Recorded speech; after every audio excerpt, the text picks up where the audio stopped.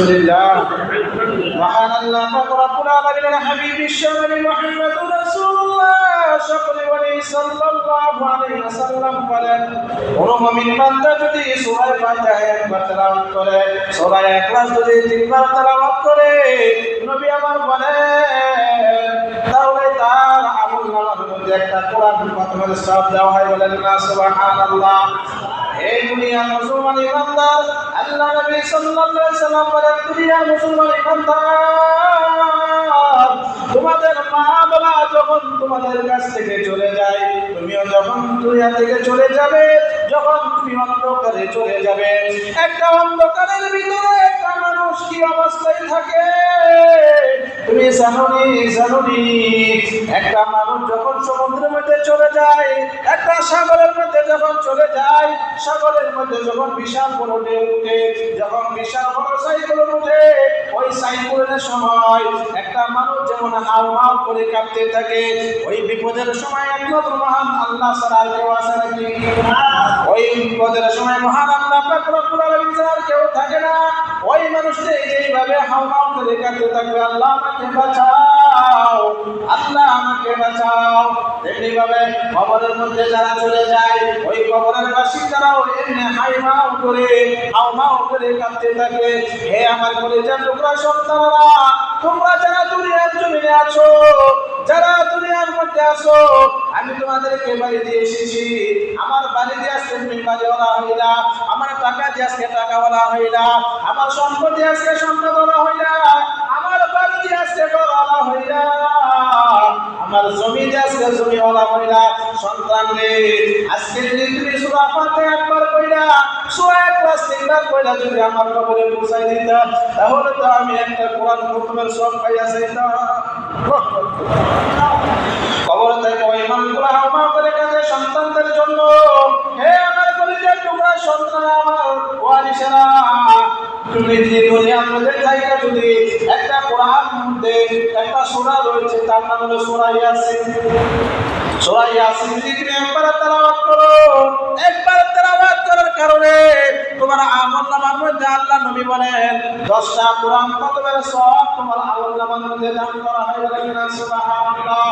ওই কবরবাসীরা ওখানে জায়গা থেকে এই কথা বলতে থাকে হে আমার ওয়ারিসরা হে আমার কলিজার টুকরা সন্তান সন্ততিরা তোমরা যদি আমাদের জন্য একবার যদি সূরা ইয়াসিন পাঠ করতাম তাহলে আজকে তো আমরা কবরের মধ্যে পাইতাম 10টা কোরআন খতমের সওয়াব। ঠিক কি বলেন? এইজন্য ভাই আমার দোস্ত আমার মহান মাওলা কারীম আমাদেরকে এত সুযোগ দিয়েছে কোরআন আমরা সঠিকভাবে তেলাওয়াত করতে পারি না অল্প আমলই আমাদের জন্য যথেষ্ট। বলেন না সুবহানাল্লাহ। এইজন্য ভাই আল্লাহ নবী বলছেন এই একটা আমল তুমি করতে পারো তোমার মা বাবা যারা আজকে দুনিয়া থেকে চলে গেছে তারা তো আজকে দুনিয়াতে নাই তাদের কিছু হক সন্তানদের জন্য রয়েছে। সুবহানাল্লাহ। কি আছে? সন্তানদের কিছু হক রয়েছে। এই হক যদি তুমি আদায় করতে পারো তাহলে আল্লাহ নবী সাল্লাল্লাহু আলাইহি সাল্লাম বলেন এই হক আদায় করার কারণে ওই কবর থেকে ও বাপ মা তোমার দোয়া গুলো পাইতে থাকে। বলেন না সুবহানাল্লাহ। বলছিলাম আমি আপনাদের সম্পর্কে পবিত্র কোরআনে কারীম থেকে একটা আয়াত তেলাওয়াত করেছি সূরা হুজরাতের 13 নং আয়াত। সূরা হুজরাতের মধ্যে আল্লাহ পাক রব্বুল আলামিন বান্দাকে বলতেছেন ইয়া আইয়ুহান নাস আল্লাহ পাক রব্বুল আলামিন দুনিয়ার মুসলমানদেরকে ইয়া আইয়ুহান নাস বলে ডাক দিয়েছেন। নাস শব্দ হলো মানুষ। হে মানুষ আল্লাহ বলেন হে মানুষ ইন্না খালাকনাকুম মিন যাকারিন ওয়া উনসা। দুনিয়ার মুসলমান ইমানদার তোমরা একটু ভালো করে শোনো আমি মহান আল্লাহ পাক রব্বুল আলামিন তোমাদেরকে একটা পুরুষ এবং একটা নারী থেকে আমি আল্লাহ তাআলা তোমাকে সৃষ্টি করেছি। বলেন না সুবহানাল্লাহ। কিসের থেকে? একটা নারী মিন যাকার। যাকার শব্দ হলো পুরুষ আর উনসা আর এটা অর্থ হলো এক নারী মানে এক পুরুষ আবার এক নারী থেকে আমি আল্লাহ তাআলা তোমাকে সৃষ্টি করেছি। বলেন না সুবহানাল্লাহ। আল্লাহ তাআলা আমাদেরকে আমাদের মা বাবা মাধ্যমে দুনিয়াতে পাঠাইছেন। ঠিক নাকি বলেন? এজন্য আল্লাহ বলেন ওয়াজআলনাকুম শুউবান ওয়া ক্বাবাইলা লিতাআরাফু। যাতে করে আমি আল্লাহ পাক রব্বুল আলামিন তোমাদেরকে আলাদা আলাদা বিভক্ত করি, বিভিন্ন জাতি এবং গোত্রে পরিণত করি, যাতে তোমরা একে অপরের সাথে পরিচিত হতে পারো, একে অপরের সাথে পরিচিত হতে পারো। ওয়াকাবাইলা লিতাআরাফু, বিভিন্ন গোত্রে এবং পরিচিত হতে পারো। পরিচিত হওয়ার পর কি হবে? আল্লাহ বলেন ইন্না আকরামাহুম ইনদাল্লাহ, তোমাদের মধ্যে আল্লাহর কাছে সেই ব্যক্তি অধিক মর্যাদাপূর্ণ সম্পন্ন ব্যক্তি ওই যে কি করে আতাকাকুম, যে তোমাদের মধ্যে অধিক মুত্তাকি পরহেজগারী, যে অধিক মুত্তাকি এবং পরহেজগার সে হলো আল্লাহর কাছে অধিক প্রিয়। বলেন না সুবহানাল্লাহ। আল্লাহ বলেন ইন্নাল্লাহা আলিমুন খাবীর, নিশ্চয়ই আল্লাহ তাআলা সকল কিছু জানেন এবং সমস্ত খবর তিনি রাখেন। যে আল্লাহ তাআলা তোমাদের সবকিছু জানেন, সবকিছু খবর রাখেন, কে মুত্তাকি হতে পারে?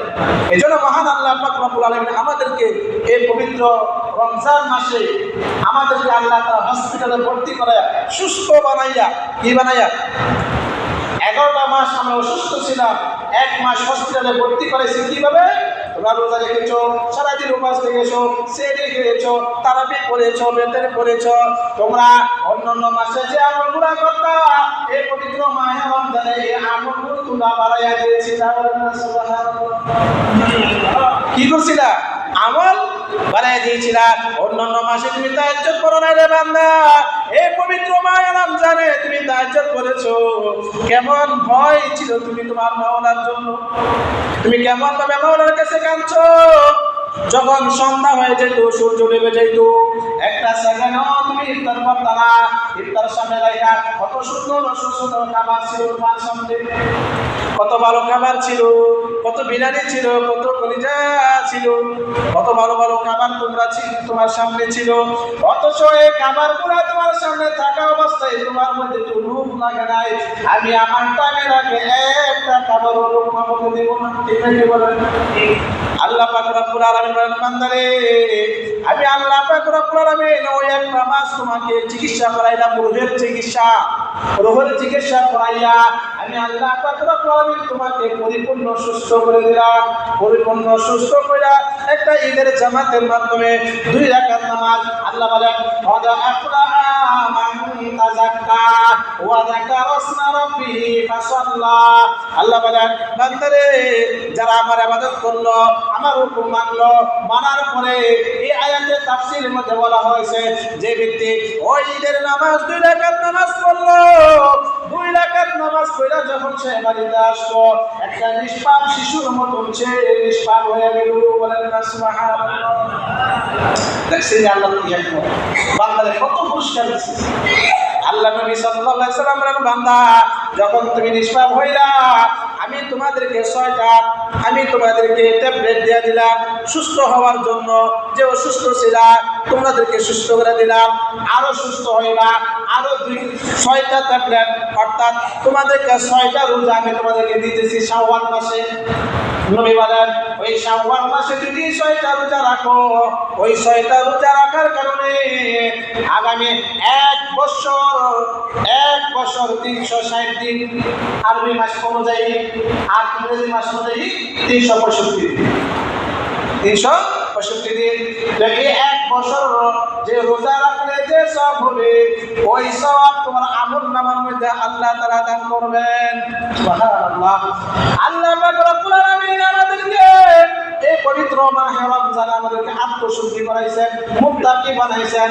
মুত্তাকি বানাইয়া আল্লাহ আমাদেরকে এমন ভাবে পবিত্র করলেন, কেমন পবিত্র করলেন ইতিহাসের পাতার মধ্যে লেখা হয়েছে। আল্লাহ পাক রব্বুল আলামিনের দরবারে হযরত মুসা আলাইহিস সালাতু ওয়াস সালাম প্রশ্ন করলেন, ইয়া আল্লাহ, ইয়া আরহামার রাহিমিন, ও মালিক, তুমি তোমার বান্দাদেরকে কত আওয়াজ করে বানাইলা, কত যত্ন করে বানাইলা, কত মেহনত করে বানাইলা, কত পছন্দ করে বানাইলা। এত আওয়াজ এবং পছন্দ করে বানানোর পরে তুমি কিভাবে তোমার বান্দাদেরকে জাহান্নামে দিবা? কিভাবে জাহান্নামে দিবা? এবার আল্লাহ পাক রব্বুল আলামিন মুসা আলাইহিস সালাতু ওয়াস সালামকে ডাক দিয়ে বলেন, হে আমার দোস্ত, হে মুসা কালিমুল্লাহ, তুমি বলো আমি তোমাকে একটা হুকুম দিতেছি, তুমি আমার এই প্রশ্নের জবাবটা পাইবা তখন যখন তুমি আমার হুকুমটা পালন করবা। কি করতে হবে মালিক? এবার আল্লাহ বলেন, হে আমার মুসা, হে আমার দোস্ত, এখন তুমি কি করবা? তুমি জমির মধ্যে ধান চাষ করবা। কি চাষ করবা? ধান চাষ করবা। এই ধান চাষ করার পরে যখন তুমি ফসল বুনাইবা, তারপর আমি তোমার সাথে কথা বলবো। তারপরে তোমার সাথে কথা বলবো। এবার আল্লাহ নবী মুসা আলাইহিস সালাতু ওয়াস সালাম তিনি ধান চাষ করলেন। ধান চাষ করার মধ্যে তিনি ওই ধানগুলো ওই জমির মধ্যে রোপণ করলেন। জমির মধ্যে রোপণ করলেন। একদিন, 2 দিন, 3 দিন, 1 মাস, 2 মাস, 3 মাস, 4 মাস যখন হয়ে যায়, তখন আস্তে আস্তে ওই ধানগুলো অনেক বড় হয়। ধানগুলো যখন বড় হয়, গাছগুলো বড় হয়। গাছগুলো যখন বড় হয়, একটা গাছ তুমি রোপণ করলা। আল্লাহ বলেন, একটা গাছের পরিবর্তে একটা গাছের মধ্যে আমি 100 দানা আল্লাহ তাআলা দান করি। বলেন না সুবহানাল্লাহ। ওই যখন তুমি ওই গাছগুলো রোপণ করলে আস্তে আস্তে বড় হলো। বড় হওয়ার পরে ওই ধানগুলো তুমি বাড়িতে আনলা, মারাই করলা।